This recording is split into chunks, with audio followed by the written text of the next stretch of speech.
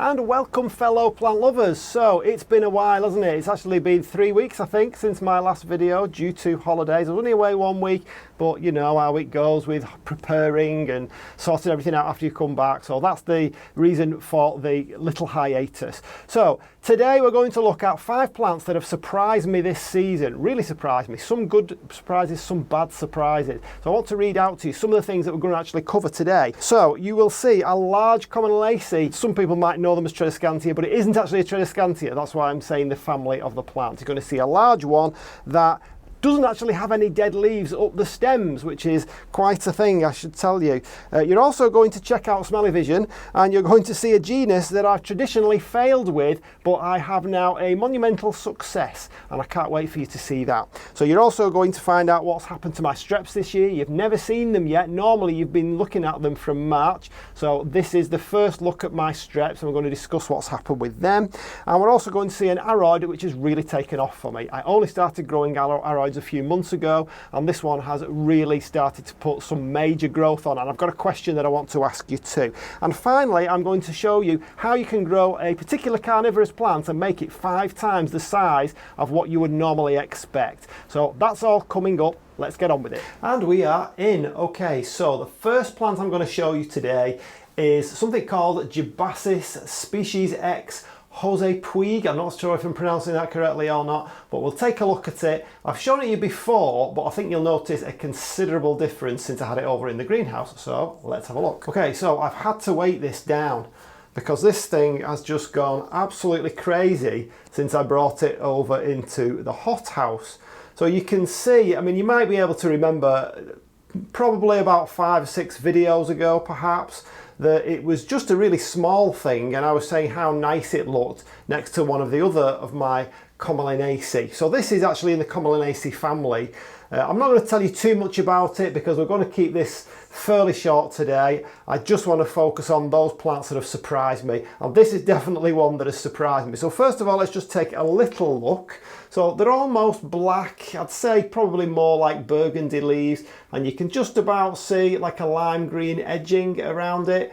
And what I was waiting for was this effect, because once you get this effect, it looks a lot nicer. Let's see what it looks like over on this camera over here. So I'm having to actually turn all my lights off as usual, so it's really dark in here at the moment.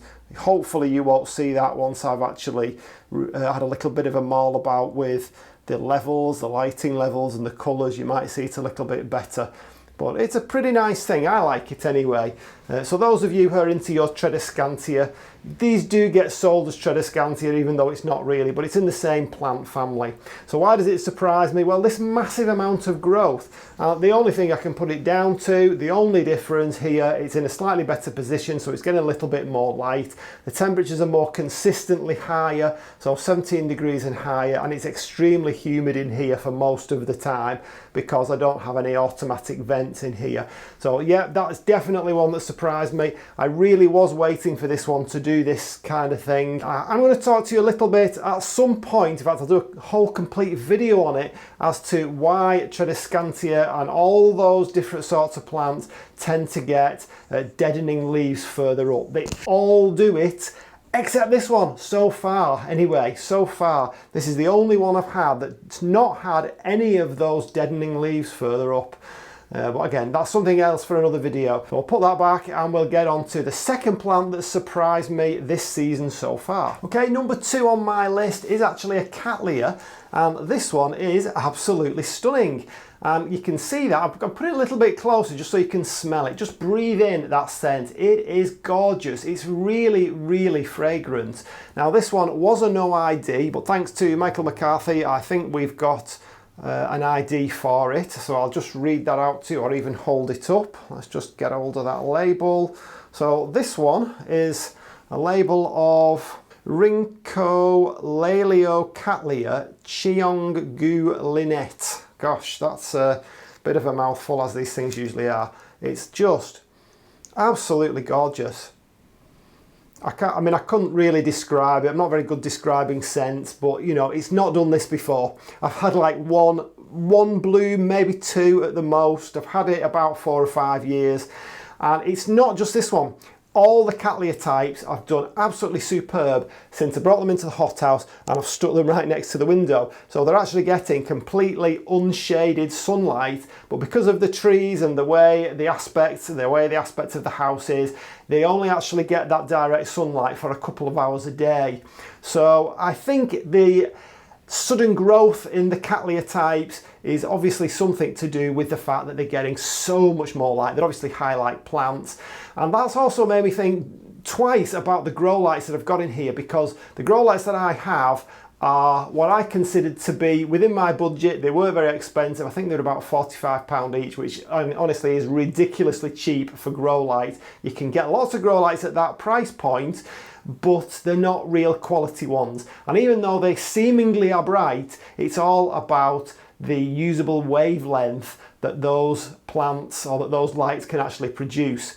So I'm thinking that in future, maybe as soon as I can afford it, I should upgrade these lights. They will probably seem very similar to my eyes, but they'll probably have a much better usable wavelength. So all my Cattleya types have really surprised me. The ones that didn't do anything for several years have suddenly come into growth. And the other surprising thing is how quickly they've done it. You're only talking a matter of weeks from me actually moving them over here before they actually started to move, and boy did they start to grow as soon as they got this sudden influx of light. Shouldn't really be a surprise, should it? You think you've got a really good amount of light in your grow space, and you can even test it with a lux meter, but of course that doesn't test the usable wavelength. That could be the problem. So a beautiful Cattleya in bloom there, and it's made me think twice about actually buying these. I might buy some more Cattleya types now that I know that I can actually get them to grow in this particular space. So that's number 2 on my list of plants that have surprised me this season. Our next one up is a Syngonium, and this one is Syngonium albo variegata. So I bought this, I think it was in January at some point, and we're now in early June, and I bought it for obvious reasons. Absolutely gorgeous white and green variegation. Never grown this kind of plant before, and you can see it's already at the point where it's starting to vine. Now I believe they are very easy. I also believe they're very common, but they're new to me. I've never seen them before in the kind of circles that I mix in.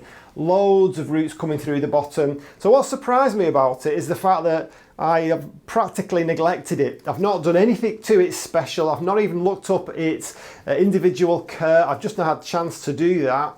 And despite that, despite my erratic watering, it seems to have done even better than I expected. So what I'm going to do with that is put a moss pole up it so that it can begin to grow. And this is where having a little bit of a community can come in handy, because those of you who've used moss poles before, I have actually bought a couple of moss poles, but I've found that they are made of coir, and it's really hard stuff, and I really find it difficult to believe that roots would penetrate that.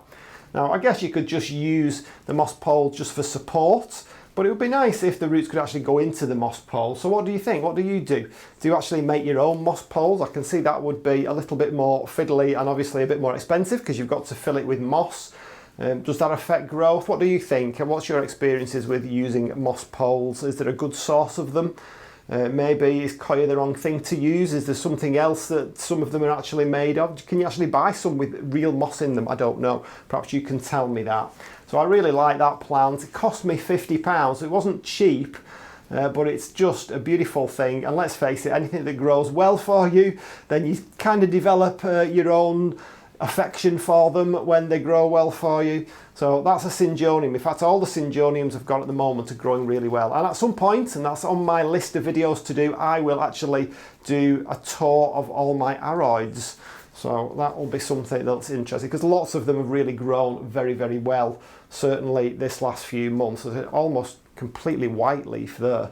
Can you see that one? Totally white, just opening up there. That one's only got a little bit of green on. I love that thing. I think it's gorgeous. So that's Syngonium albo variegata. Let's move on to the next one, which does actually happen to be over in the greenhouse, so we'll head on over there. Okay, we're over in the greenhouse now, and I want to show you my Streptocarpus. Now, I've held off showing you these mainly because they haven't really done a great deal, which I'll show you and talk about as we jump onto the gimbal here, and we'll have a look at what's going on. Some of them are in bloom, some of of them aren't, as we'll discuss in the next few minutes. Now, as you can see, just kind of scanning over them, there's not a great deal in bloom. Normally, I'd say by April, I have all of them in bloom. So what's gone wrong?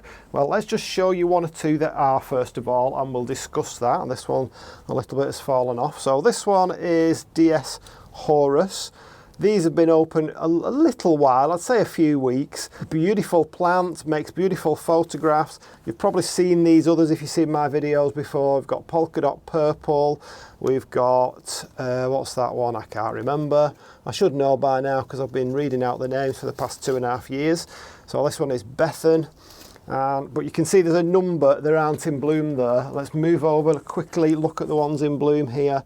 So we've got that one, which is DS Aramis, another beautiful one there. In fact, they're all beautiful in my eyes, otherwise I wouldn't buy them. Beautifully named as well, DS1126. Maybe it has got a name now, perhaps. Really nice, obviously a very modern hybrid.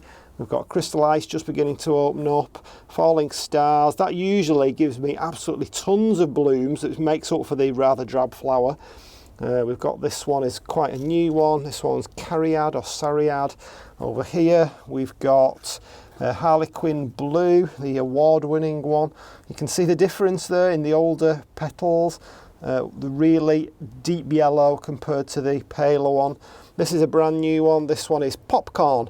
It's a double one, or it seems to be a double one, unless it's just not opened up properly.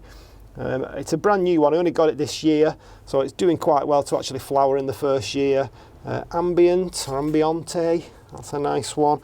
And let's just have a quick look over to the other side. Apologies for the camera work. So everybody's favourite over here, Kalahari. This one has been in bloom a few weeks. Again, it's a really large flowered variety, this one. Does get big leaves on it. I've cut some of them off because they were yellowing. Somebody did ask me about that actually. Somebody said a lot of theirs go yellow. And that is a natural process, but I find that for me, the yellower leaves tend to come over the winter months when the light is lower. So whether it's the light, whether it's the temperatures, it could be a number of factors. It could also be the feed. I only tend to feed them come springtime. So you can see that most of them anyway, especially if you look over here, not all of them, some of them are still quite yellow, but you can see a lot of them are really dark green. That one's still a bit yellow, a little bit of yellow on that. They do go yellow as they kind of age and then they eventually drop off. But you do really need that deep green to get the best growth out of them. Have we got any more over there? I think that's it. There's a few more coming into bloom down here. So, I mean, this kind of flies against what I've seen on Gardener's World, where he does tend to say, well, keep them in the shade and so on. But I found that the ones in my greenhouse that flower the first are always in the most light. So go figure. I suppose it depends what your shade, like one person's shade might be another person's bright light. I've discovered that over the years, that's for sure. Apologies for the wind noise. It's very, very windy today and the trees are making a lot of noise because obviously they're all in leaf. So why have they taken so long to actually bloom for me this year? Well, it's a simple thing. It's all to do with temperature. Because of the cost of electricity, I have lowered the temperature by 4 degrees. So it's like, it's set at 8 degrees, but it can be like 7/8 in different parts of the greenhouse. So that is the one and only difference. The temperature has dropped. And because of that, even overnight, I mean, we're in the beginning of June now, even overnight, it can drop very close to 7 or 8 degrees. I think we're just about getting to the point where my heater won't be coming on now at all over that 24-hour period. But certainly in late May, we did have temperatures dropping down so that the heaters did actually kick in, and that has made all the difference. Streptocarpus can take it, there's no problem with that. They can even go below that. They can probably go to 3, 4, 5 degrees Celsius, but clearly they're not going to bloom in that kind of temperature. You know, these are or have been used as a houseplant since Victorian Britain, certainly over here since Victorian Britain, and they were very popular during the Victorian era as houseplants. So they are a really good investment for anybody who wants to get into houseplants or get into this kind of thing, because there are loads of varieties, tons of hybrids of all sorts of colours, shapes, sizes, and they're really easy to propagate. And don't get put off by these big strappy leaves, because you can easily half the leaves, you can easily cut them off, you can easily tie them up. I do that at one point every year. When they get really big, I just start snipping them all off halfway and make them a bit smaller. It doesn't seem to bother the plant at all, and of course the propagation is really easy. You can actually, what I do anyway, is slice down the middle, take that rib out down the middle, and then you plant both halves. So you can just imagine me removing that, remove the whole leaf, and make sure you go for a young leaf. Don't go for one of the more mature leaves. Go for a young leaf, take out that middle rib, and then you plant that whole section. I do have a video on this actually if you want to look that up. But plant that whole section into the soil, same with that one, into the media. Just a general purpose compost, maybe a bit of perlite mixed in with put a lid over it, or a little bit of plastic to keep that humidity in, and you'll get loads of plants sprouting up from that mid rib, not just one or two. Some of them are easier to propagate than others, some of them take a while, some of them happen, in a matter of a week or two, but it's definitely a good investment and you can give them all away. So yeah, Streptocarpus, that's another one that for me has surprised me this year. I thought they would be blooming. I didn't think it would knock it back like 2 or 3 months. I thought it would perhaps knock them back a few weeks, but we're into the better temperatures now, so hopefully things will start to happen. Well, as you can see, it is actually happening. So let's get on to my last plant. So the last plant I want to show you, we'll keep it on the gimbal while we're on the gimbal, is Drosera. Now, I know I've shown you this one before. This one has surprised me in the amount of growth it's put on. It's actually 2 here. We've got a couple of massive Drosera here all tangled up. But the one I was going to show you, which was a surprise to me, and again it shouldn't be if you think about it sensibly, is this one, the very common Drosera capensis. So I did a video a while back showing you how I forgot to water them. I actually had a pot full of seedlings, and what happened was I forgot to water them and it dried out. And the whole thing started to die off, and I rescued 2 or 3. That will be one of them, that's the other one, and that's the other one. And I almost threw that away, but you can see there's a new shoot coming down there. So you should always hang on with Drosera capensis. These little seedlings over here are actually a lot older than these ones, so that's what's surprising. So why does that happen? Well, again, it shouldn't really be a surprise. If you take one of those little plants that are all competing together in the same little pot, put it on its own, and you'll find that you get a much bigger plant. So a friend of mine has like a whole pot of seedlings of Drosera capensis, but he doesn't know the seedlings. He just bought them as they were in a garden centre, and if he could actually prick a few of them out, pot them up, you get a much bigger specimen.